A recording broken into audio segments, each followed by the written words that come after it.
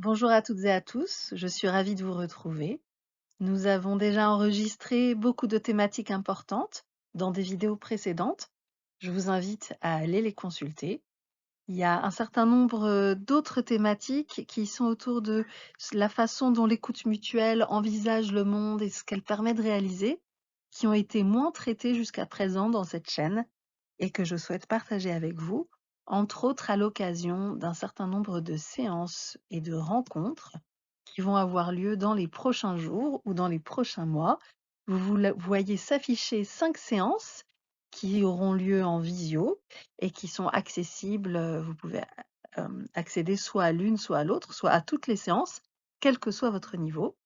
Il y aura ensuite un stage de 3 jours en présentiel à Saint-Jacques-de-la-Mer et qui permettra d'approfondir les choses autrement. La visio, comme le présentiel, ont leurs avantages qui ne sont pas les mêmes et qui sont très complémentaires. À chaque fois, vous êtes les bienvenus, quel que soit votre niveau. Et si vous avez déjà complété un cycle entier d'études et que vous souhaitez approfondir, reprendre ou préparer une possibilité de devenir vous-même formateur ou formatrice, n'hésitez pas, il faut me le dire et nous orienterons votre expérience dans ces thématiques de telle sorte qu'elles vous permettent d'avancer également dans cette voie. Voilà les questions que nous allons approfondir maintenant. Reprenons ces thématiques. Vivre l'émotion et libérer la pensée. Les émotions sont au cœur de nos vies, elles en sont le moteur, elles en sont la coloration, elles en sont l'énergie et elles inspirent nos actions et nos pensées. Et donc, s'il y a des nœuds émotionnels, ça va retenir également nos pensées. Comment libérer ces nœuds émotionnels, vivre la plénitude de nos émotions et pouvoir explorer toutes les possibilités de notre pensée. La deuxième thématique sera autour des croyances et des jugements. Quelles sont les croyances qui sont pertinentes pour nous? Quelles sont celles qui sont peut-être devenues périmées? Et ce n'est pas l'écoute mutuelle qui donne la réponse, elle donne la méthode. Elle propose une méthode pour trouver ses propres réponses. Lutter contre les discriminations, le sexisme et le racisme. L'écoute mutuelle s'inscrit dans un cadre humaniste, antidiscriminatoire et égalitaire, et elle a aussi une pensée autour des discriminations et des outils pour agir sur les inégalités.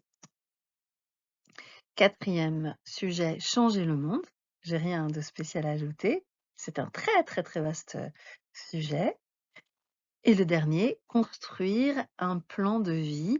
Comment élaborer de grands rêves et en même temps rester ancré dans la réalité et faire des allers-retours pour que toujours les rêves soient aussi grands que possible, mais leur réalisation soit aussi la plus appropriée, la plus fonctionnelle possible.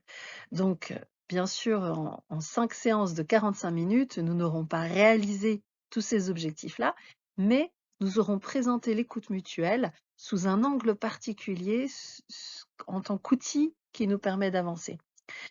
Derrière, c'est la pratique qui nous permet bien sûr de construire notre relation, d'avancer dans toutes ces thématiques. Le stage de 3 jours permettra déjà d'approfondir beaucoup plus et permettra d'aborder la question de grandir avec l'écoute mutuelle et de la mettre en place. Bien sûr, toutes ces formations rentrent dans le programme de 36 heures qui permet ensuite d'être indépendant, et c'est surtout par la pratique qui est proposée que nous pourrons avancer. La théorie en écoute mutuelle sert à poser un cadre qui permet d'être sécurisé et qui permet justement ensuite d'explorer de la façon la plus large possible toutes les palettes de pensées et d'émotions. Et la théorie permet aussi de donner des outils, mais l'important, c'est de les mettre en pratique et cette pratique, plus on l'affine, plus elle est intéressante et donc on se concentrera toujours sur la pratique. Ce sont ces 36 heures de formation qui permettent ensuite d'avoir, accès à la pratique de l'écoute mutuelle de façon indépendante et des rencontres internationales, qui sont proposées. Donc, si vous souhaitez que ces formations s'intègrent dans vos 36 heures, il faut m'en faire part.